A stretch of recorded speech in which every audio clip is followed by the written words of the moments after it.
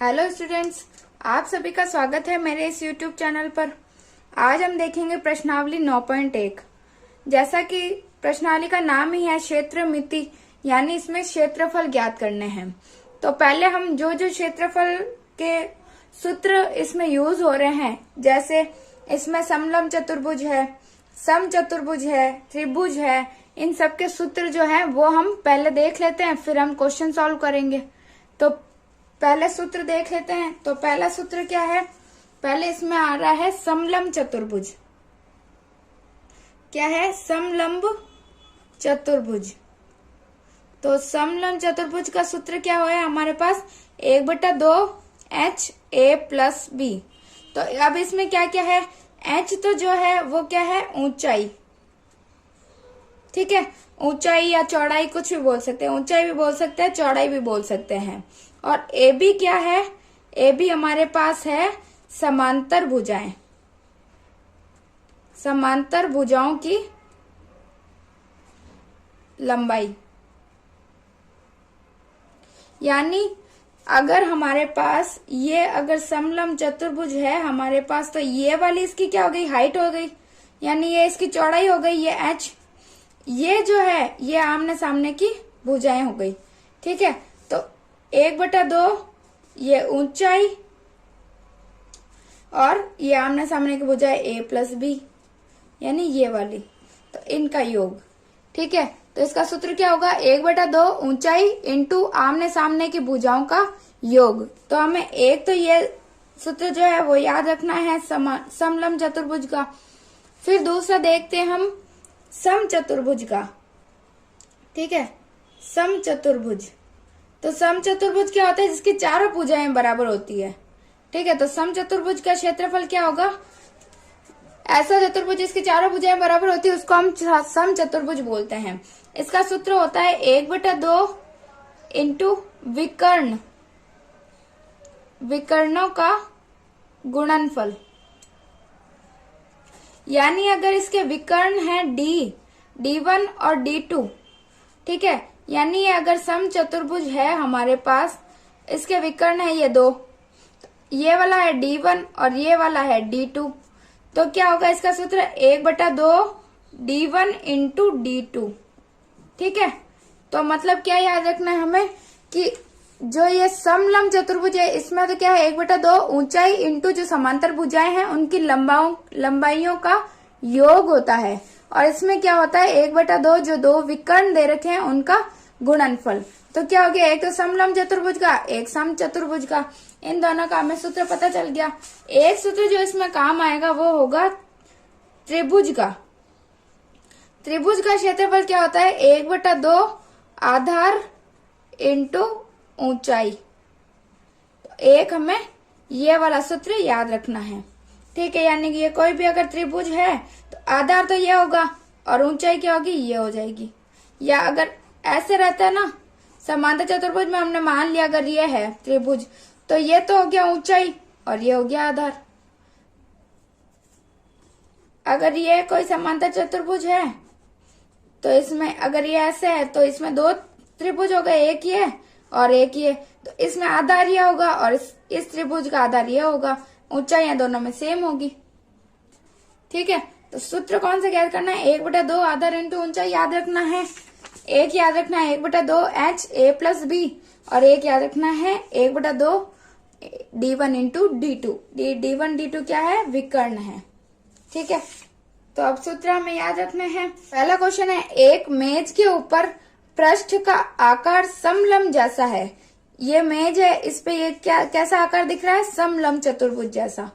यदि इसकी समांतर भुजाएं 1 m और 1.2 m है, m यानी मीटर, 1 मीटर और 1.2 मीटर है, यानी ये ऊपर वाली तो 1 मीटर है, ये वाली 1.2 मीटर है।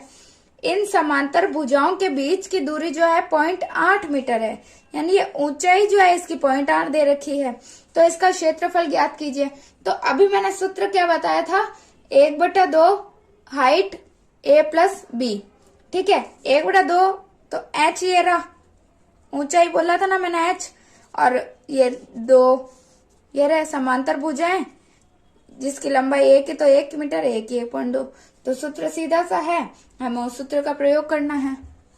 तो जैसा कि हमें दे रखा है कि ये दो भुजाएं दे रखी है और एक ये इसके बीच की चौड़ाई दे रखी है, यानी h दे रखा है 0.8 मीटर, भुजा A है 1 मीटर और B क्या है 1.2 मीटर। तो अब हमारे पास समलंब चतुर्भुज का क्षेत्रफल जो है वो ज्ञात करना है। ठीक है, तो हम देखते हैं कि समलंब चतुर्भुज का क्षेत्रफल क्या होता है। क्षेत्रफल बराबर होता है 1/2 HA + B। यह सूत्र हमें याद रखना है। ठीक है, तो क्या होगा 1/2, हाइट कितनी है 0.8 मीटर, तो 0.8 इंटू ये क्या है 1 मीटर, 1 + 1.2 मीटर। ठीक है, A + B कर दिया मैंने, इधर ये H कर दिया। अब क्या करेंगे, एक बार 0 हटा लेते हैं तो नीचे 10 आ जाता है, यानी पॉइंट के बाद जितनी संख्या होती है वो नीचे आ जाती है। तो पॉइंट के बाद एक ही संख्या तो नीचे 1 0 आया। ठीक है, अब हम क्या करेंगे, पहले इनको जोड़ लेते हैं। तो 1/2 इंटू इधर क्या बचा 8/10, इधर क्या है ये कितना होगा 1.2 और 1 और 1 2 और 2.2। पॉइंट है नहीं इधर, पॉइंट के बाद 0 ही है, तो 2 और 0 2 और 1 2। ठीक है, अब क्या करते हैं, हम इसको काट लेते हैं, इसमें भी पॉइंट हटा देते हैं, ये 1 पॉइंट गया तो 10 आ गया नीचे, अब इधर 22 हो गया। अब 2 से अगर काटें तो इसको ही काट लेते, 2 चौक 8।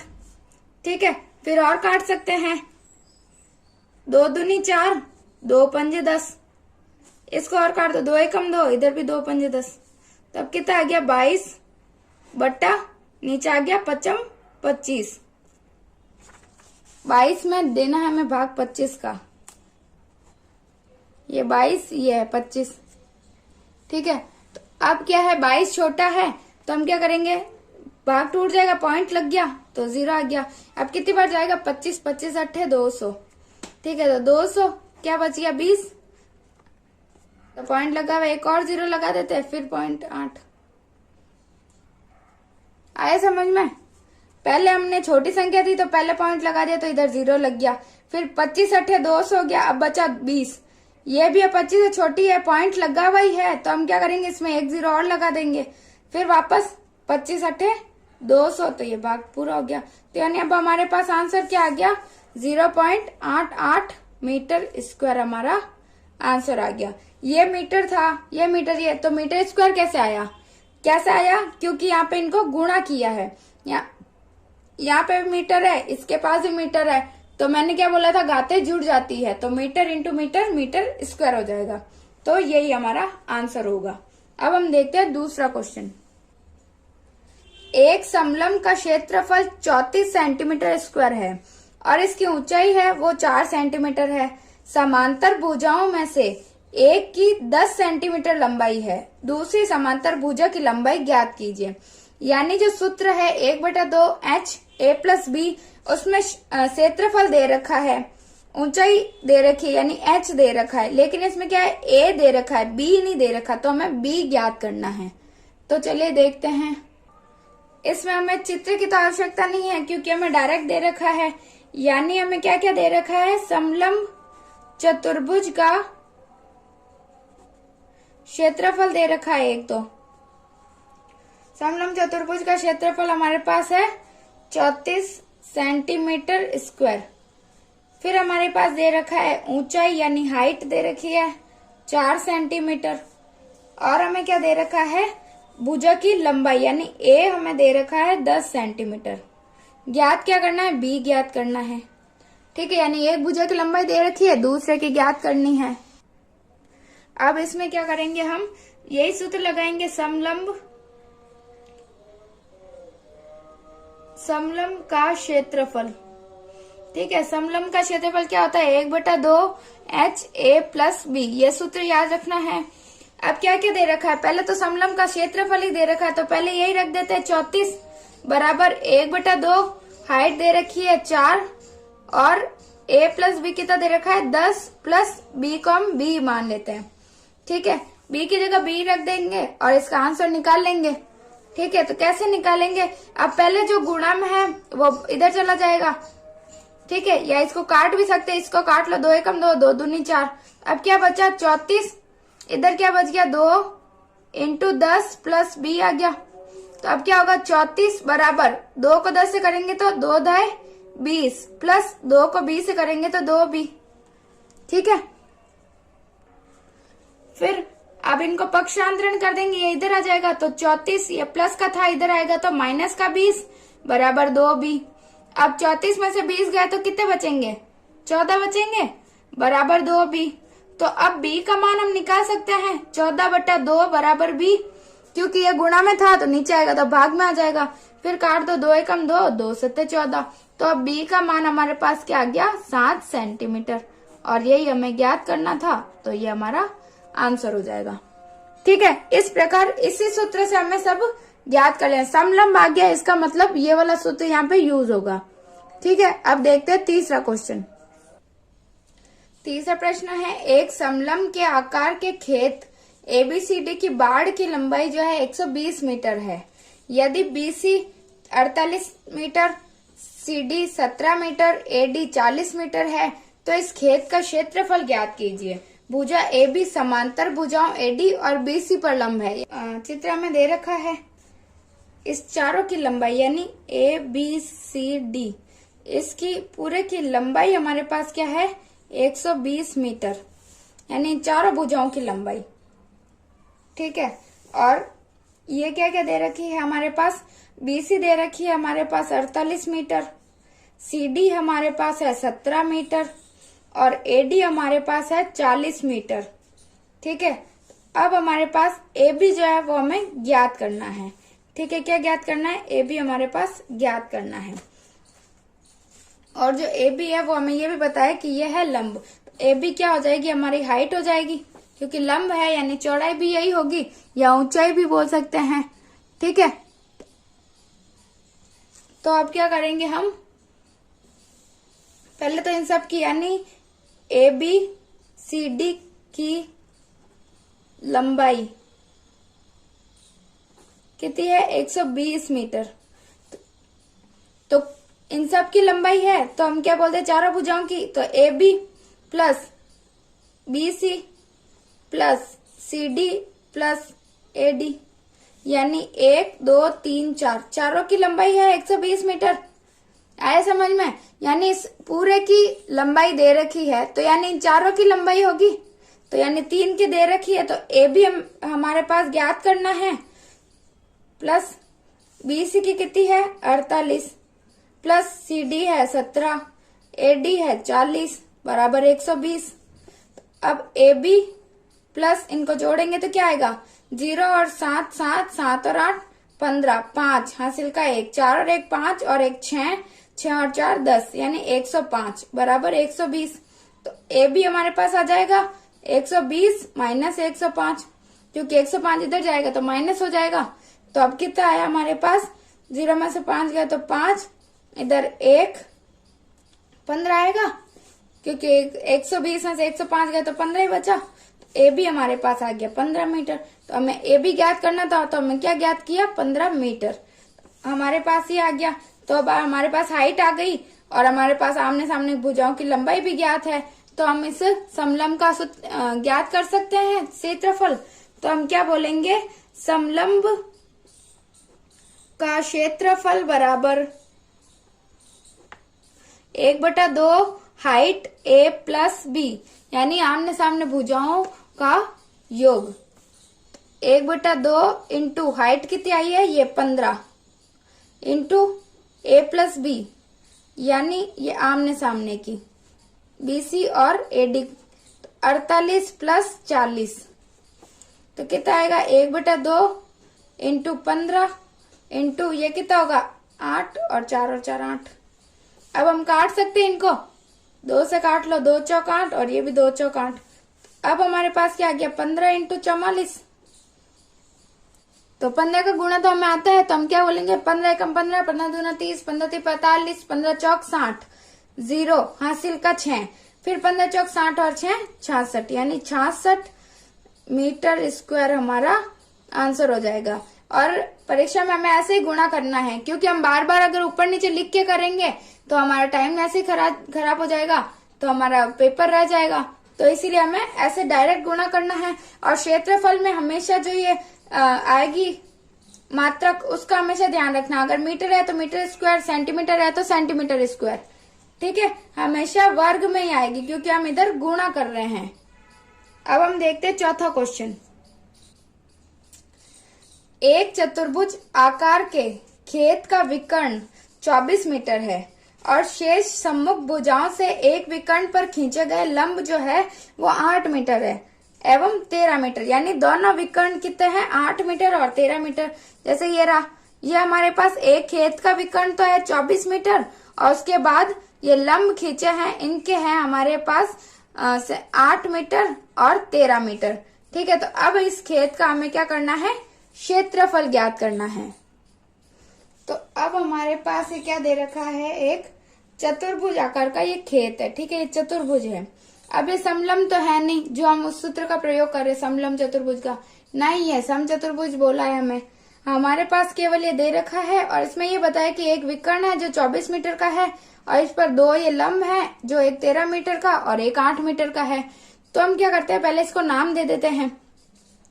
जैसे हमने दे दिया ए, ये बी, ये तो सी है, ठीक है, पर ये ऐसे तो होगा नहीं, ए सी बी और ए बी डी, हाँ, तो ये ए बी और सी डी, ये हमने चतुर्भुज का नाम दे दिया।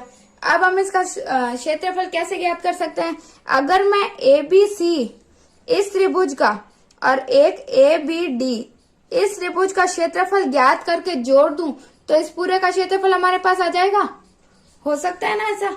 तो अगर मैं ऐसा बोलूं कि जो चतुर्भुज है ए बी सी डी का क्षेत्रफल किसके बराबर हो जाएगा, त्रिभुज ए बी सी का क्षेत्रफल प्लस त्रिभुज ए बी डी का क्षेत्रफल,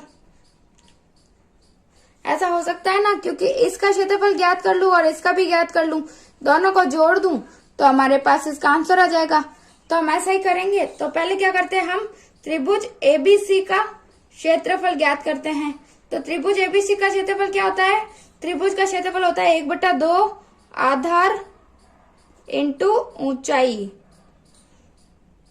तो आधार तो ये रहा और ऊंचाई ये रही, दोनों ही दे रखे हैं, तो कैसे ज्ञात हो जाएगा, 1/2 आधार आ गया 24 इंटू ऊंचाई हमारे पास 13 दे रखी है। तो अब हम क्या करते हैं, इसको काट लेते हैं, 2 एकम 2, ये 2 एकम 2, 2 दूनी 4। तो अब हमारे पास क्या आ गया, 12 इंटू 13। अब गुणा करो, 12 एकम 12, 12 दूना 24, 12 तिया 36, 6 हासिल का 3, 12 एकम 12 और 3 15, तो 15 इसका मीटर स्क्वायर। एक तो हमारे पास ये आ गया, ठीक है, यानी एबीसी का क्षेत्रफल तो हमारे पास ये आया। अब हम ज्ञात करना है एबीडी का क्षेत्रफल ज्ञात करते हैं। तो त्रिभुज एबीडी का क्षेत्रफल क्या होगा, 1/2 आधार इंटू ऊंचाई।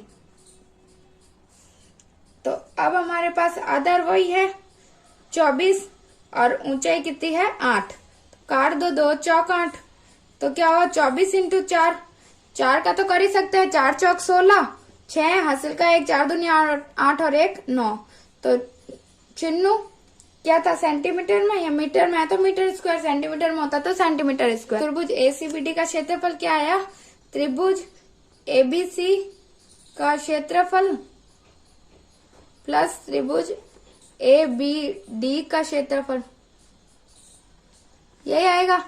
तो दोनों हमें ज्ञात किए थे, तो क्या इसका आया था 156 मीटर स्क्वायर प्लस इसका आया 96, तो इनको जोड़ो तो कितना आएगा, 6 और 6 12, 2 हासिल का 1, 9 और 1 10 और 5 15 हासिल 1 और 1 और 1 2, यानी 252 मीटर स्क्वायर हमारा आंसर हो जाएगा, ठीक है। इस प्रकार हमें ज्ञात करना है। अब हम देखते हैं 5वां क्वेश्चन। किसी सम चतुर्भुज के विकर्ण 7.5 सेंटीमीटर और 12 सेंटीमीटर है, इसका क्षेत्रफल ज्ञात कीजिए। तो सम चतुर्भुज का सूत्र हमने देखा था, क्या था, 1/2 दोनों विकर्णों का गुणनफल करना है, यानी 2 विकर्ण दे रखे हैं, इनका हमें गुणनफल करना है। 7.5 सेंटीमीटर और 12 सेंटीमीटर के दो विकर्ण दे दिए। तो हमें पता है कि सम चतुर्भुज का क्षेत्रफल जो है वो क्या होता है, 1/2 D1 इंटू D2। तो हमारे पास ये दे रखे हैं D1 और ये D2, तो सूत्र में रख दो 1/2 इंटू 7.5 इंटू 12। अब पॉइंट हटा देते हैं, /10, फिर 2 से काट देते, 2 एकम 2, 2 छिंग 12। अब हमें क्या करना है, 75 इंटू 6/10 गुणा कर लेते हैं। गुणा करेंगे तो क्या होगा, 6 का दे दो, 6 पंजे 30, 0 हासिल का 3, 6 पंजे 30, 6 छंग 36, 6 सत्ते 42, 42 और 3 45/10। तो 1 0 से 1 0 कट गया, तो हमारे पास क्या आ गया, 45 सेंटीमीटर स्क्वायर हमारा आंसर हो गया। अब हम देखते हैं छठा क्वेश्चन। एक समचतुर्भुज का क्षेत्रफल ज्ञात कीजिए जिसकी भुजा 6 सेंटीमीटर और शीर्ष लंब जो है वो 4 सेंटीमीटर है। यदि एक विकर्ण की लंबाई 8 सेंटीमीटर है तो दूसरे विकर्ण की लंबाई ज्ञात कीजिए। पहले हम इसका एक चित्र बना के देख लेते हैं, ठीक है। तो हम क्या है, ये समचतुर्भुज है, ठीक है। तो हम एक समचतुर्भुज बनाते हैं। समचतुर्भुज क्या होता है, जिसकी चारों भुजाएं जो है बराबर होती है, ठीक है। तो मान लिया ये एक समचतुर्भुज है जिसका नाम मैंने दे दिया ABCD, ठीक है। यानी ABCD एक समचतुर्भुज है जिसका क्षेत्रफल हमें ज्ञात करना है। इसकी भुजा दे रखी है एक तो 6 सेंटीमीटर, यानी अगर एक भुजा 6 सेंटीमीटर है तो सभी 6 सेंटीमीटर होगी, क्योंकि चारों भुजाएं समान होती है समचतुर्भुज की। तो यानी चारों भुजाएं क्या हो गई, 6 सेंटीमीटर की हो गई। फिर हमारे पास है शीर्ष लंब जो है वो 4 सेंटीमीटर का है, तो ये शीर्ष लंब मैंने यहाँ से खींच दिया, वो मैंने खींच दिया 4 सेंटीमीटर का, ठीक है। तो D से मैंने एक शीर्ष लंब खींच दिया 4 सेंटीमीटर का। फिर यदि एक विकर्ण की लंबाई 8 सेंटीमीटर है, और मैं एक विकर्ण भी खींच देती हूँ यहीं से, ये मैंने एक विकर्ण ले लिया जिसकी लंबाई मुझे दे रखी है 8 सेंटीमीटर, ठीक है। तो अब मुझे क्या क्या दे रखा है, एक तो लंबाई दे रखी है, मुझे एक ऊंचाई भी दे रखी है, और मुझे एक विकर्ण भी दे रखा है। लेकिन ये समलंब चतुर्भुज तो है नहीं। अगर समलंब होता तो उसमें क्या होता, ऊंचाई इंटू आमने सामने की भुजाओं का योग हो जाता। लेकिन ये है समचतुर्भुज। समचतुर्भुज के क्षेत्रफल का सूत्र हमारे पास क्या होता है, समचतुर्भुज का क्षेत्रफल जो है उसका सूत्र हमारे पास होता है 1/2 इंटू विकर्ण जो है उनका गुणनफल। जैसे विकर्ण D1 इंटू विकर्ण D2, यानी दोनों विकर्णों को गुणा करना है। तो अब हमारे पास विकर्ण तो केवल एक दे रखा है, तो ये विकर्ण हमें ज्ञात करना है। तो हम कैसे ज्ञात करेंगे, अब इससे तो ज्ञात कर नहीं सकते, तो हम क्या करेंगे, पहले हम करेंगे कि अगर मैं मान लूं कि इस चतुर्भुज को अगर मैं, इस समचतुर्भुज को अगर मैं 2 भागों में डिवाइड करूं, यानी ABD और BCD, यानी ये वाला और ये, अगर मैं इसको इस त्रिभुज का क्षेत्रफल ज्ञात कर लूं और इसको डबल कर दूं तो इन दोनों का ज्ञात हो जाएगा, क्योंकि समचतुर्भुज है यानी दोनों का जो एरिया है, दोनों का क्षेत्रफल बराबर होगा, क्योंकि समचतुर्भुज है इसीलिए। तो समचतुर्भुज के दोनों त्रिभुजों का क्षेत्रफल बराबर होगा। तो क्या करती हूँ मैं, 2 बार इसका ज्ञात करने के बजाय 1 बार ज्ञात करके उसको 2 से गुणा कर देती हूँ, तो इसका क्षेत्रफल आ जाएगा। इसका क्षेत्रफल आ जाएगा तो मेरे पास एक विकर्ण है, तो क्षेत्रफल की सहायता से मैं दूसरा विकर्ण भी ज्ञात कर लूंगी, ठीक है। क्योंकि इसमें बोला ही है कि क्षेत्रफल तो ज्ञात करना ही है, उसके साथ साथ मुझे इस दूसरे विकर्ण की लंबाई भी ज्ञात करनी है, ठीक है। चतुर्भुज है ABCD, इसका क्षेत्रफल क्या होगा, क्षेत्रफल बराबर 2 इंटू त्रिभुज ABD का क्षेत्रफल। ये मैं बोल रही हूँ, सही बोल रही हूँ ना, क्योंकि अगर मैं 2 बार 2 त्रिभुजों का अगर ज्ञात कर लूंगी तो इसका पूरे का क्षेत्रफल आ जाएगा। ये सही है ना, गलत तो नहीं है। तो 2 इंटू इसका क्षेत्रफल क्या होगा, 1/2 आधार इंटू ऊंचाई। आधार हमारे पास दे रखा है, क्या दे रखी है, भुजा की लंबाई 6 सेंटीमीटर इंटू ऊंचाई जो शीर्ष लंब दे रखा है वो 4 सेंटीमीटर। तो 2 से 2 कट गया, क्या बचा, 6 चौक 24 आ गया हमारे पास। तो 24 क्या आ गया, 24 सेंटीमीटर स्क्वायर हमारे पास क्या आया, त्रिभुज एबीसीडी का क्षेत्रफल आ गया। अब हम इसकी सहायता से विकर्ण ज्ञात कर सकते हैं। कैसे ज्ञात करेंगे, हमारे पास सूत्र है समचतुर्भुज का क्षेत्रफल बराबर 1/2 D1 इंटू D2। यानी D1 तो मेरे पास दे रखा है, D1 मुझे दे रखा है 8 सेंटीमीटर, तो D2 मुझे ज्ञात कर लेना है। कर सकती हूँ मैं इसकी सहायता से।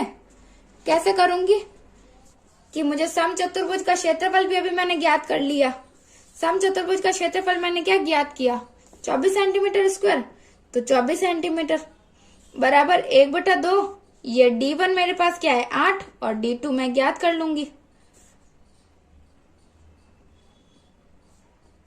तो अब क्या होगा, 24 बराबर 1/2 इंटू 8 इंटू D2, तो 2 एकम 2, 2 चौक 8। तो मेरे पास क्या आ गया, 24 बराबर 4D2, ये आ गया मेरे पास। तो अब मैं क्या करूंगी, जो ये गुणा में है तो इधर आएगा तो भाग में आ जाएगा। तो 24/4 बराबर D2, तो D2 मेरे पास आ गया 4 एकम 4, 4 से 4 पंजे 20, 4 छंग 24, तो 6 हमारे पास क्या आ गया, D2 आ गया। यानी हमें एक तो पूछा था कि विकर्ण और एक क्षेत्रफल, तो क्षेत्रफल मेरे पास आ गया 24 सेंटीमीटर स्क्वायर और ये जो D2 है यानी विकर्ण जो है दूसरा वो हमारे पास 6 सेंटीमीटर आ गया। ठीक है। सातवां क्या है, किसी भवन के फर्श में समचतुर्भुज के आकार की 3000 टाइलें हैं। इनमें से प्रत्येक के विकर्ण दे रखे हैं 45 सेंटीमीटर और 30 सेंटीमीटर लंबाई के। फिर है 4 रुपए प्रति वर्ग मीटर की दर से इस फर्श को पॉलिश करने का व्यय ज्ञात कीजिए। तो हम क्या करेंगे, पहले तो समचतुर्भुज का सूत्र हमें पता है 1/2 इंटू दोनों विकर्णों को गुणा करना है, तो ये विकर्ण भी दे रखे हैं। तो हम समचतुर्भुज का सूत्र ज्ञात करके एक टाइल का ज्ञात कर लेंगे, फिर एक को 3000 से गुणा करेंगे तो 3000 का क्षेत्रफल हमारे पास आ जाएगा। फिर हमें उन्हें क्या करना है, 4 रुपए से गुणा कर लेना है। तो जैसे कि मैंने बताया, अगर ये फर्श है इस पे हमें टाइलें लगानी है ऐसे, तो ये बोल रहा है इसमें 3000 टाइलें लगानी है। ठीक है, और इनका आकार है समचतुर्भुज का। ठीक है, ये है। और हमें दे क्या क्या रखा है, एक तो हमें दे रखे हैं टाइलें कितनी लगानी है 3000, और हमारे पास विकर्ण इसके दे रखे हैं, यानी प्रत्येक टाइल के जो 2 विकर्ण होते हैं वो हमें दे रखे हैं 45 सेंटीमीटर और एक दे रखा है हमें 30 सेंटीमीटर। यानी D1 हमारे पास है 45 सेंटीमीटर और D2 हमारे पास है 30 सेंटीमीटर। तो हम इससे पहले इनका क्षेत्रफल ज्ञात कर लेते हैं। यानी सम चतुर्भुज के आकार की है टाइल, तो सम चतुर्भुज का क्षेत्रफल लगा देंगे। सम चतुर्भुज का क्षेत्रफल होता है 1/2 D1 इंटू D2। ठीक है, तो अब क्या हो गया, 1/2 D1 है 45 इंटू D2 30, तो इसको काट देते 2 एकम 2 और इसको 2 एकम 2 और 2 पंजे 10, तो 15 बार गया, 15 दूना क्या होता है 30 होता है, तो सही है ये। अब करेंगे 45 इंटू 15। अब आपको बार बार ऐसे नहीं लिखना है 45/15 को पहले 5 से गुणा किया, नहीं, 15 का गुणा तो हमें आता है, हम 8th में है तो 15 का मतलब 15 का पहाड़ा तो हमें आता ही है, तो 15 का देव, 15 का 15, 15 दूना 30, 15 × 45, 15 चौक 60, 15 पंजे 75, तो 5 हासिल के इस पे 7, फिर 15 का 15, 15 दूना 30, 15 × 45, 15 चौक 60, 60 और 7 67, तो 675 जो आया है वो इसका क्षेत्रफल आ गया सेंटीमीटर स्क्वायर में। ठीक है, अब ये क्या बोल रहा है 3000 टाइलें हैं, तो ये तो एक टाइल का है, ये है एक टाइल का क्षेत्रफल, तो 3000 है, तो हम क्या करेंगे 3000 टाइल का 3000 टाइलों का क्षेत्रफल क्या होगा, इसको 3000 से गुणा कर दूं मैं तो आ जाएगा। तो हम क्या करेंगे 3000 इंटू 675।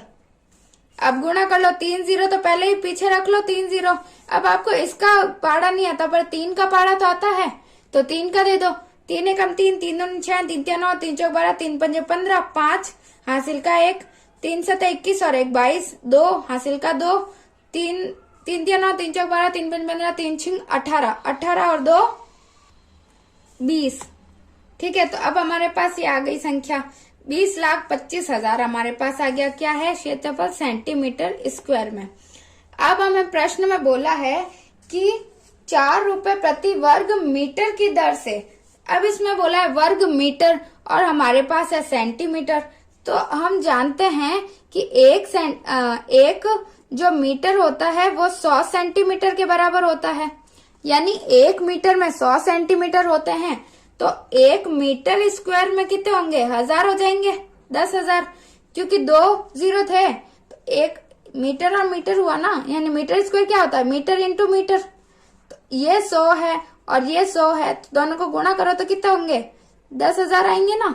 तो इसीलिए 1 मीटर स्क्वायर में 10,000 सेंटीमीटर स्क्वायर होते हैं। ठीक है, तो जैसे गुणा करने पर सेंटीमीटर आता है वैसे भाग करेंगे तो मीटर आ जाएगा, क्योंकि ये सेंटीमीटर में है तो मीटर में चेंज करना पड़ेगा। तो हम क्या करेंगे 20, 25, 1, 2, 3 बटा हम कितना करेंगे 10,000, क्योंकि ये सेंटीमीटर में था तो अब हम इसको करते हैं मीटर स्क्वायर में। ठीक है, अगर हमारे पास प्रश्न में 4 रुपए प्रति सेंटीमीटर दे रखा होता तो हम करते इसको डायरेक्ट उस 4 से गुणा कर देते हैं, लेकिन उसमें दे रखा है प्रति वर्ग मीटर की दर से, यानी प्रति वर्ग मीटर है तो हमें इसको भी मीटर में चेंज करना पड़ेगा। अगर मीटर का सेंटीमीटर में करते हैं तो गुणा करते हैं, लेकिन अगर सेंटीमीटर का मीटर में करते हैं तो हम क्या करते हैं भाग देते हैं। तो हमने भाग दे दिया 10,000 का, तो क्या आ गया 1 2 3, 1 2 3, ये 0 से 0 कट गए। अब 1 0 है तो यानी एक संख्या के पहले पॉइंट लगा दे, तो यानी 202.5 मीटर स्क्वायर हमारे पास इन 3,000 टाइलों का क्षेत्रफल आ गया। ठीक है, तो पहले तो अगर हमें पूछे कि टाइलों का क्षेत्रफल कितना आएगा उस फर्श पे, तो हम क्या बोलेंगे 202.5। लेकिन प्रश्न में हमें क्या पूछा है कि 4 रुपए प्रति वर्ग मीटर से। अगर मेरे पास एक पेंसिल मैं खरीदने गई, वो मेरे पास 5 रुपए की है, तो अगर मुझसे पूछ लिया कि 10 पेंसिलें कितने की आएगी, तो मैं क्या करूंगी 5 को 10 से गुणा कर दूंगी, एक पेंसिल का मूल्य उन 10 से गुणा कर दूंगी तो 10 का आ जाएगा। यानी एक अगर 5 की है तो 10 कितने की होगी, 5 10 50 रुपए की होगी। वैसे ही अगर 1 वर्ग मीटर का मूल्य मेरे पास 4 रुपए है, तो 202.5 वर्ग मीटर का रुपए कितना होगा, तो मैं इसको गुणा कर दूंगी। यानी अगर 1 वर्ग मीटर स्क्वायर का 1 वर्ग मीटर का मूल्य कितना है 4 रुपए, तो मेरे पास 202 है, तो 202.5 मीटर स्क्वायर का मूल्य मुझे ज्ञात करना है, तो कितना आएगा 202.5 इंटू 4, यानी 4 रुपए को मैं इससे गुणा कर दूं तो मेरे पास पूरे का मूल्य आ जाएगा। तो गुणा करो कितना आता है, 4 पंजे 20, 0 हासिल का 2, 4 दूनी 8, 4 दूनी 8 और 2 10, 0 हासिल का 1, ये क्यों का यूं 4 दूनी 8। अब हमारे पास कितनी संख्या के बाद पॉइंट है 1, तो 1 के बाद पॉइंट लग गया।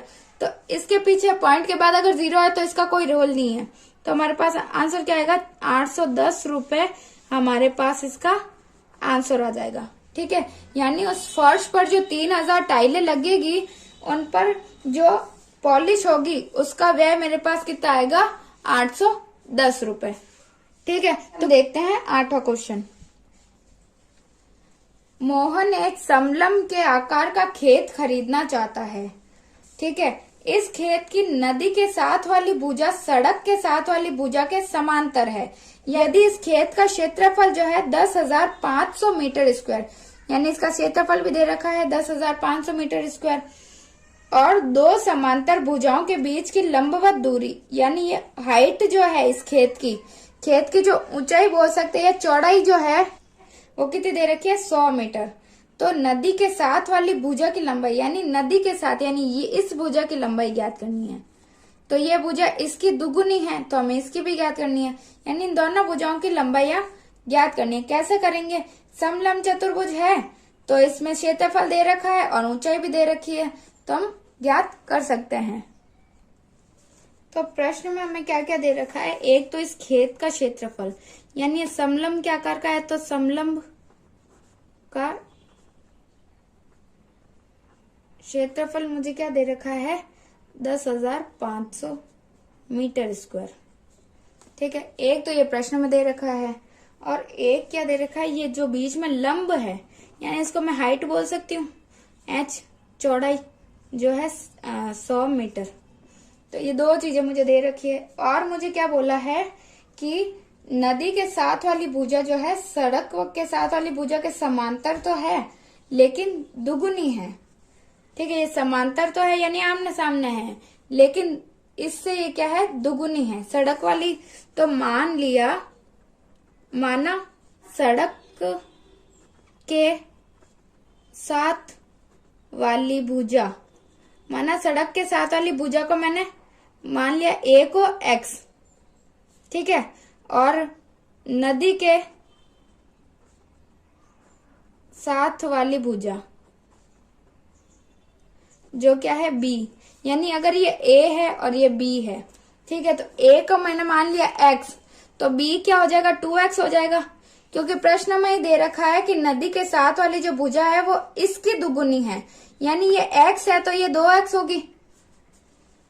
तो अब हमारे पास समलंब का क्या होता है सूत्र, समलंब का क्षेत्रफल होता है 1/2 height a plus b। Height दे रखी है 100, a क्या दे रखा है x और b दे रखा है 2x। ठीक है, तो ज्ञात कर लेते हैं, 2 से काट दो, 2 पंजे 10 और ये 50। तो अब 50 को x से गुणा करूंगी, या पहले 50 इन दोनों को अंदर से जोड़ लेते हैं, क्योंकि जब मैंने बताया था जो समान चर हैं तो इसमें 2 है और ये 1 है, तो 2 और 1 3 हो जाएंगे। तो कितने हो जाएंगे, या 50 इंटू 3x हो गए, 2x प्लस 1x 3x। तो क्या हो जाएंगे अब, 50 से कम 50, 50 दूना 100, 50 दिया 150, तो 150x ये हमारे पास आ गया। और हमारे पास का क्षेत्रफल भी तो दे रखा है 10,500, तो इधर मैं लिख दूंगी 10,500, ये 10,500 और इधर भी 10,500। ठीक है, तो अब x का मान क्या होगा, 10,500 बटा 150 बराबर x, यही होगा, क्योंकि गुणा में तो नीचे चला गया तो भाग में आ गया, तो 0 से 0 कट गया, 5 से काटो तो 5 दिया 15, 5 दूनी 10, 5 एकम 5 और ये 0। x का मान हमारे पास क्या आ गया, 210 बटा 3। अभी और कटेगा, 3 से 21 होता है तो 70, यानी x का मान हमारे पास आ गया 70 मीटर। यानी जो ये सड़क के किनारे वाली भुजा है वो तो 70 की है, तो नदी के किनारे वाली उससे दुगुनी है, तो हमें ज्ञात वही करना है कि नदी के साथ वाली भुजा, ठीक है, नदी के साथ वाली भुजा को मैंने क्या माना था, 2x, तो x का मान 70 है, तो 2 इंटू 70 तो कितना आ गया, 140 मीटर मेरे पास इसका आंसर आ गया। ठीक है, आया समझ में। क्वेश्चन बड़ा दिख रहा है लेकिन है नहीं, बिल्कुल आसान है, अगर सही से पढ़ोगे तो आपका आसानी से सॉल्व हो सकता है। ठीक है, देखते हैं नंबर क्वेश्चन। एक ऊपर उठे हुए चबूतरे का ऊपरी पृष्ठ अष्टभुज के आकार का है, जैसा कि आकृति में दर्शाया गया है। अष्टभुज पृष्ठ का क्षेत्रफल ज्ञात किए। ये अष्टभुज दे रखा है, इसमें ये एक तो ये दे रखे है 11 मीटर, एक ये लंब दे रखा है 4 मीटर, और इस भुजा की लंबाई दे रखी है 5 मीटर। तो सबसे पहले क्या करते हैं, हम इस चित्र को ही समझ लेते हैं। अष्टभुज का मतलब क्या है, इसकी 8 भुजाएं, 1 2 3 4 5 6 7 और 8 भुजाएं हैं, इसीलिए ये क्या है, एक अष्टभुज है। उसमें हमें क्या क्या दे रखा है, एक तो हमें ये भुजा दे रखी है, ये भुजा है मेरे पास 11 मीटर, ये भुजा है तो ये भी इसके बराबर ही है, तो ये भी 11 मीटर हो गई, यानी इसकी दोनों की लंबाई हमें पता है। फिर ये दे रखा है मुझे 5 मीटर का, ये दे रखा है, तो ये 5 का तो ये भी 5 का, क्योंकि बराबर है ना दोनों भुजाएं। फिर है ये एक लंब है 4 मीटर का, तो सेम ये है जैसा ये समलंब चतुर्भुज है वैसा ये भी समलंब चतुर्भुज है, तो यानी इसका भी एक विकर्ण जो हो गया 4 मीटर का हो गया। चाहे ये मानो कोई एक भी मान सकते हैं, ठीक है। यानी अगर मैं क्या करूं कि इस एक समलंब चतुर्भुज को, और ये बराबर है, तो मैं क्या करूं कि एक को ज्ञात करके उसको 2 से गुणा कर दूं तो इन दोनों का तो आ जाएगा, और एक ये मेरे पास क्या बन रहा है, आयत। तो अगर मैं इसमें बीच में आयत का क्षेत्रफल बना के जोड़ दूं, तो अगर मैं एक आकृति, दूसरी और तीसरी, इन तीनों आकृतियों का क्षेत्रफल जोड़ दूं तो मेरे पास इस षटभुज का क्षेत्रफल ज्ञात हो जाएगा। तो यानी इस समलंब का चतुर्भुज का ज्ञात करके मैं इसको 2 से गुणा कर दूं तो इन दोनों का ज्ञात हो जाएगा, और एक आयत का क्षेत्रफल ज्ञात करके इसमें जोड़ दूं तो इस पूरे अष्टभुज का मेरे पास क्षेत्रफल ज्ञात हो जाएगा। तो चलिए देखते हैं। तो 3 आकृतियां थी, उनमें से अगर पहली आकृति को मैं लेती हूँ तो उसमें क्या था, समलंब चतुर्भुज। समलंब चतुर्भुज का क्षेत्रफल क्या होता है, 1/2 हाइट a प्लस b, तो 1/2 ऊंचाई मुझे दे रखी है 4, और जो आमने सामने की भुजाएं हैं उसकी भी मेरे पास है लंबाई, क्या है, एक तो 5 है और एक 11 है। 5 क्यों है कि एक भुजा की 5 है तो इसकी भी 5, इसकी भी 5, इसकी भी 5, इसकी 5, इसकी और इसकी, यानी 8 भुजाओं की 5 ही होगी। तो इस समलंब का मैं ज्ञात कर रही हूं, तो एक भुजा तो ये हो गई, तो एक ये वाली होगी, तो ये कितनी है, 5, और ये हो गई है मेरी चौड़ाई। तो यही आया मेरे पास 1/2 4, और ये 5 × 11, तो काट देती हूँ, 2 एकम 2, 2 दूनी 4, तो अब क्या आएगा, 2 इंटू इनको करेंगे तो 5 को 11 से करेंगे तो कितना आएगा, 5 11 पंजे 55, तो इन दोनों को करें तो क्या आएगा, 5 दूनी 10, हासिल का 1, फिर 5 दूनी 10 और 1 11, 110 मीटर स्क्वायर हमारे पास पहली आकृति का आया है, ठीक है। और ऐसे ही आकृति जो तीसरी है, आकृति 3 बराबर है आकृति 1 के, देखा ना हमने अभी, ये देखो आकृति 1 और 3 बराबर ही होंगे, क्योंकि इसका भी ये देखो, अगर दोनों भुजाएं तो 11 और 5 है, इसकी भी 11 और 5 है, इसका लंब भी 4 है, इसका भी 4 है, तो ये दोनों तो समान ही हुई, यानी इसका क्षेत्रफल है वही इसका क्षेत्रफल होगा। तो हमारे पास आकृति 3 का भी क्षेत्रफल क्या आएगा, 110 मीटर स्क्वायर।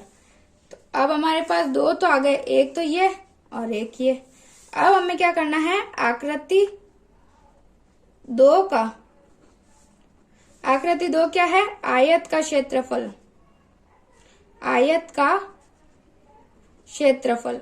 अब आयत का क्षेत्रफल का सूत्र तो आप शुरू से पढ़ते आ रहे हैं, ये तो आपको पता ही होना चाहिए।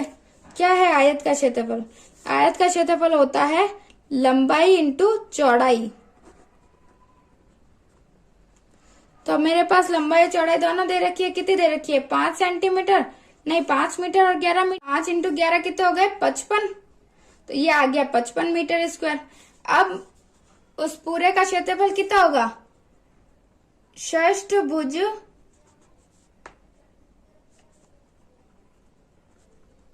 के आकार के चबूतरे का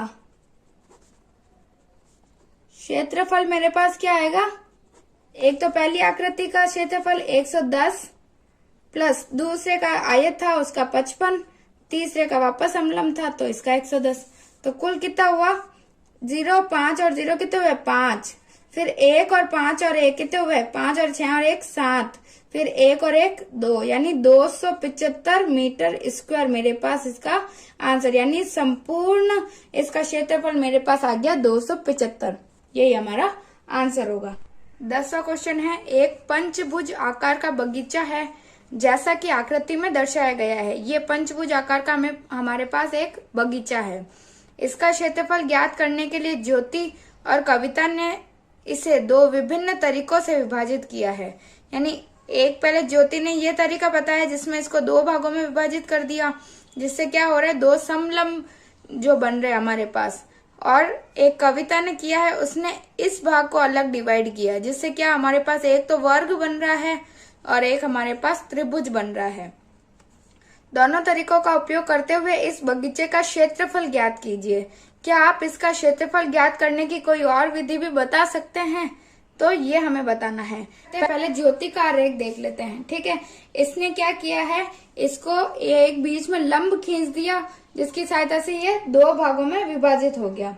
ठीक है, और हमें दे क्या क्या रखा है, एक तो इसकी लंबाई, इस भुजा की लंबाई हमें दे रखी है 15 मीटर, और इस पूरे की हमारे पास कितनी है, 30 मीटर। यानी इसकी 15 हो गई, इसकी 15 है तो इसकी भी हमारे पास क्या हो गई, 15 मीटर। और हमें क्या दे रखा है, इसकी भी हमारे पास है 15 मीटर। तो अब हमारे पास क्या क्या आ गई, एक आकृति ये और दूसरी ये। तो इन दोनों को कर देंगे तो फिर जोड़ देंगे तो हमारे पास आ जाएगा।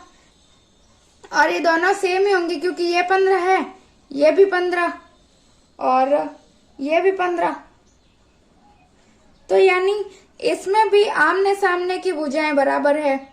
यानी ये 30 है और ये 15 है। और आकृति 1 में भी ये 30 ये 15, आकृति 2 में भी ये 30 ये 15, और ये वाली इसकी ये पूरी 15, तो 15/2 कर देंगे तो दो भागों में विभाजित हो जाएगी। तो यानी ये लंब हमारे पास आ गया। तो इन दोनों की जो भुजाएं भी बराबर है, लंब भी बराबर ही होगा। तो फिर हम क्या कर देंगे, एक की ज्ञात करके उसको 2 से गुणा कर देंगे तो फिर हमारे पास इसको पूरे का आ जाएगा। तो करते हैं।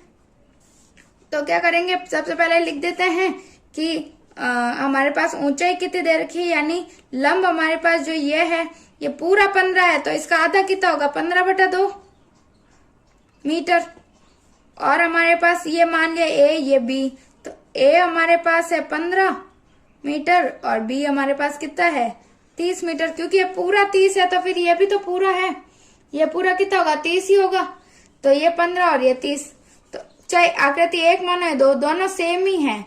इसमें भी 15/30 है, इसमें भी 15/30 है, और इसमें इसमें भी 15/2 होगी, ये भी 15/2 होगी। ठीक है, तो दोनों सेम ही है, तो दोनों का साथ में ज्ञात कर लेते हैं। तो अब क्या लिखेंगे, समलंब का क्षेत्रफल क्या आएगा, 1/2 H A + B। ठीक है, ये तो एक का है, 2 का ज्ञात करना है तो 2 से गुणा कर दूं तो सही है।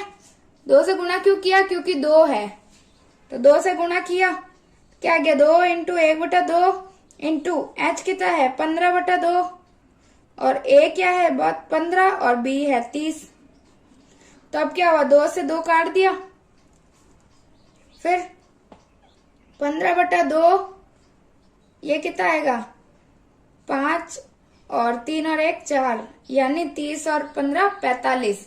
तो अब कटेगा तो नहीं, तो हम क्या कर लेते हैं, पहले इसको कर लेते, 15 का आधा कितना होता है 7.5 करके देख लो, 2 7 14, 1 बचा, पॉइंट लग गया तो 10 हो गए, तो 2 5 10। तो अब क्या हुआ, 7.5 × 45, तो गुणा करके देख लो क्या आता है। अगर इधर करे गुणा इसका 45 में 7.5 का, ठीक है, तो अब पॉइंट को एक बार जाने देते हैं, एक संख्या के बाद हम पॉइंट लगा देंगे बाद में। तो 55 25, 5 हासिल का 2, 5 और 20 और 2 22, फिर 7 का 7 पंजे 35, फिर 7 चौके 7 1 7 चौक 28, 28 और 3 31, क्या है 5, 2 और 5 7, 2 और 1 3 और ये 3, एक संख्या के पहले पॉइंट लगा दिया। तो अब इसका हमारे पास आंसर क्या आ गया, 337.5। किस में दे रखा है, मीटर में, तो मीटर स्क्वायर हमारे पास इसका आंसर आ गया। किससे आया, ज्योति के आरेख से हमारे पास आया है 337.5 मीटर स्क्वायर। फिर कविता के आरेख की सहायता से देखें तो कविता ने क्या किया है, इस एक षटभुज को क्या किया, बगीचे को इससे डिवाइड किया, इस रेखा से। ठीक है, तो एक तो हमारे पास ये आ गया एक वर्ग और एक हमारे पास ये क्या आ गया, त्रिभुज। ठीक है, एक तो वर्ग एक त्रिभुज। अब इसकी लंबाई हमारे पास दे रखी थी 15 मीटर और इस पूरे की थी हमारे पास 30 मीटर। ठीक है, तो ये 15 है तो ये भी 15 होगी, यानी इसके बीच में से मैं ये लंब मान लेती हूँ। ये कितना आ गया मेरे पास 15 मीटर का, क्योंकि ये 15, ये पूरी लाइन 15 की है, 30 की है, तो ये 15 का, तो ये भी 15 का होगा, क्योंकि 15 15 30 होते हैं। तो ये लंब हमारे पास 15 आ गया। फिर ये वाली भी हमारे पास 15 मीटर की है। ठीक है, तभी तो वर्ग हुआ ना, क्योंकि वर्ग की चारों भुजाएं बराबर होती है। तो 15 15, ये भी 15, ये इसके सामने है तो ये भी 15 की दे रखी है हमारे पास, कि ये वाली भी 15 की है। ठीक है, और अब हम क्या करेंगे, एक वर्ग का क्षेत्रफल और त्रिभुज का क्षेत्रफल ज्ञात करेंगे, तो इस पूरे का आ जाएगा हमारे पास। तो हम क्या लिखेंगे, पंचभुज का क्षेत्रफल बराबर क्या आएगा, त्रिभुज का क्षेत्रफल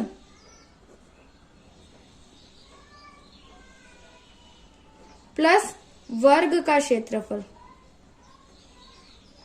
तो ये क्षेत्रफल ज्ञात करने के लिए आपको ये सारे सूत्र भी याद होने चाहिए। त्रिभुज का मैंने पिछली कक्षा में बताया था, क्या बताया था, 1/2 आधार इंटू ऊंचाई। तो पहले त्रिभुज का लिखते, त्रिभुज का कितना होगा, 1/2 आधार इंटू ऊंचाई प्लस वर्ग का क्या होता है, भुजा इंटू भुजा। ये सूत्र आपको याद होंगे तभी ये सॉल्व हो सकता है, नहीं तो नहीं हो सकता।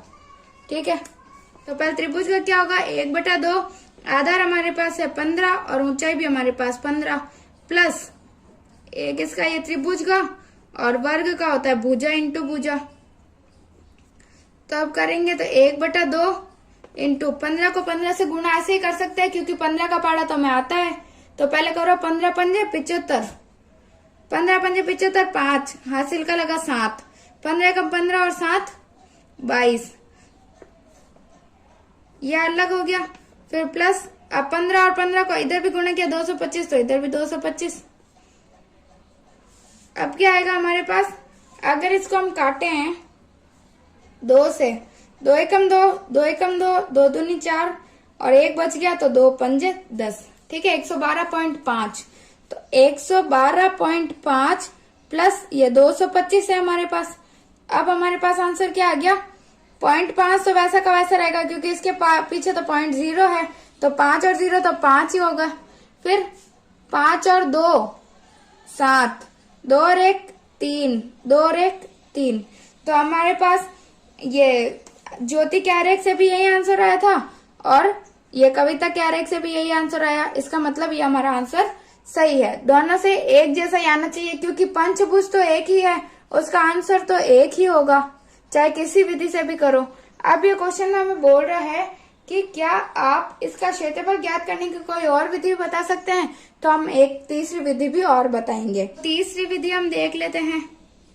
2 तो उसने बताई दी विधि, तीसरी मैं क्या बता रही थी आपको, कि अगर ये हमारे पास एक पंचभुज दे रखा है और हमें बोला है कि इसकी एक और विधि से ज्ञात करो, उसने इसके पार्ट करके ज्ञात कर लिया, इसके पार्ट करके ज्ञात कर लिया, और तीसरा कैसे ज्ञात कर सकते हैं, अगर हम इसको और बढ़ा दें इसको।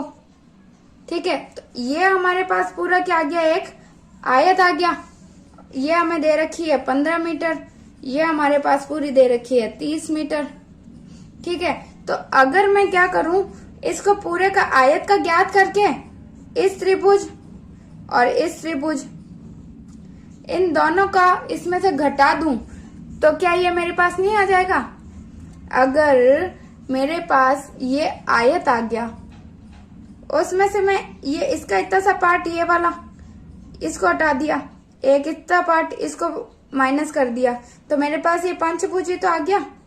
तो इस प्रकार हम क्या करेंगे, पहले इसका ज्ञात करेंगे और इन दोनों का हम इसमें से क्या करेंगे, माइनस कर देंगे। ठीक है, तो पंचभुज का क्षेत्रफल क्या होगा, पहले तो आयत का क्षेत्रफल, इसमें से मुझे माइनस करना है, ये 2 इंटू त्रिभुज का क्षेत्रफल,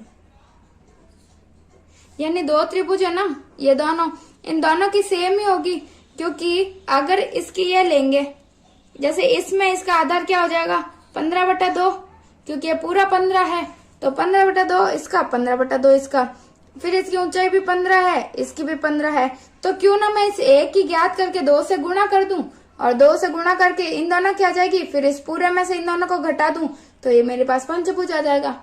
ऐसे ही होगा ना। तो मैं करती हूँ, आयत का क्षेत्रफल क्या होगा, आपको आता ही होगा, क्या होता है, लंबाई इंटू चौड़ाई। उसमें से मुझे माइनस करना है 2 इंटू त्रिभुज का क्षेत्रफल 1/2 आधार इंटू ऊंचाई। तो अब लंबाई इंटू चौड़ाई, लंबाई है 30, चौड़ाई 15, तो 30 इंटू 15 हो गया इधर, तो और इधर माइनस में क्या होगा 2 इंटू 1/2, आधार मेरे पास क्या है 15/2, ऊंचाई मेरे पास है 15, तो ये 2 से 2 तो कट गया। अब क्या बचा, अब इनको गुणा कर दो, पहले तो इनको 15 × 3 = 45, यानी 450, जीरो ऐसे कैसा, 15 × 3 = 45, फिर माइनस, इसमें भी गुणा करो, 15 इंटू 15 कितना होता है, करो गुणा, मैंने अभी बताया था आपको कि इसका गुणा करना तो हमें आना ही चाहिए। करो 15 × 5 = 75, 5 हासिल का लगा 7, 15 एकम 15 और 7 22, 222/2।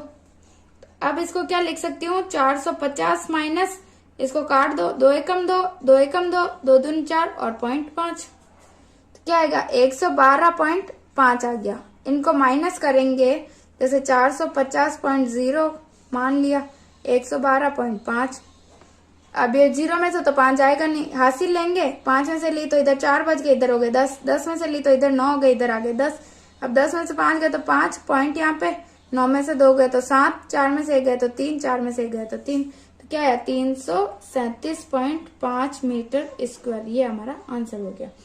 तो देखो इससे भी यही आया था, और अभी मैंने निकाला इससे भी यही है, यानी जो ज्योति ने बताया था वो भी इतना ही आया था, कविता से भी हमने निकाल दिया, फिर हमने तीसरी विधि एक और देख ली, इससे भी हमारा आंसर सही आ रहा है।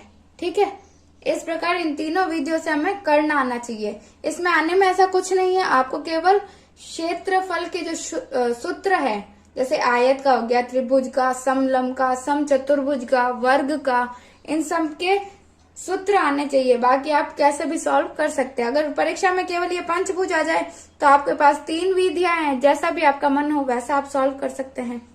ठीक है, अब हमारे पास लास्ट क्वेश्चन है 11वां क्वेश्चन। संलग्न पिक्चर फ्रेम के आरेख की बाहरी एवं अंतः विमाएं क्रमशः 24 सेंटीमीटर, 28 सेंटीमीटर एवं 16 सेंटीमीटर, 20 सेंटीमीटर है।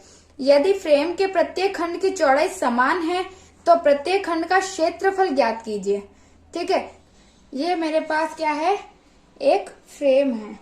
ठीक है, इसकी मेरे पास दे रखी है 16 सेंटीमीटर, ये मेरे पास दे रखी है 24 सेंटीमीटर, फिर ये जो भुजा है वो कितनी है 28 सेंटीमीटर, और ये है जो कितनी है 20 सेंटीमीटर। ठीक है, तो इसमें ये भी बोला है कि प्रत्येक खंड की जो चौड़ाई वह समान है, यानी इनकी जो चौड़ाइयां हैं वो समान है। ठीक है, तो अगर ये 20 की है तो 28 में से 20 गया तो कितने बचे 8, तो ये भी 4 की हो जाएगी, ये भी 4 की हो जाएगी। ठीक है, यानी ये भी 4 सेंटीमीटर और ये भी 4 सेंटीमीटर, तो इसको बढ़ाएंगे तो ये भी 4 सेंटीमीटर और इसमें भी ये 4 सेंटीमीटर। ठीक है, क्योंकि हमें बोला है चौड़ाइयां सबकी सेम है, तो 4-4 हो गई। मान ली ये पहला, ये दूसरी आकृति, ये तीसरी आकृति और ये चौथी आकृति, तो इन चारों खंडों के हमें क्षेत्रफल ज्ञात करने, तो हम आसानी से कर सकते हैं, क्योंकि ये समलंब चतुर्भुज है, और एक समलंब चतुर्भुज का क्षेत्रफल क्या होता है 1/2 ऊंचाई इंटू आमने सामने की भुजाओं का योग करना है। तो ऊंचाई हमारे पास आ गई कितनी 4 सेंटीमीटर, आमने सामने की भुजाएं कितनी है 16 सेंटीमीटर और 24 सेंटीमीटर। तो हम क्या करते हैं, पहले आकृति एक से देखते हैं, ठीक है। आकृति 1 से समलंब का क्षेत्रफल कितना होगा? 1/2 H A plus B। H इसमें क्या है मेरे पास? यह है 4 सेंटीमीटर। A मेरे पास है, ये पहला है तो 16 सेंटीमीटर, और B मेरे पास क्या है? 24 सेंटीमीटर। ठीक है, अब मुझे क्या करना है? सूत्र में रख देना है। तो 1/2 × 4 × 16 प्लस 24, तो कितना हुआ? 2 दूनी 4, 2 × 16 और 24 कितना हो? 4 और 6 0, हासिल का 1, 2 और 1 3 और 1 4, 40। तो 4 दूनी 8, 80 सेंटीमीटर स्क्वायर मेरे पास इसका आंसर आ जाएगा। यानी पहले खंड का मेरे पास क्या आया? 80 सेंटीमीटर।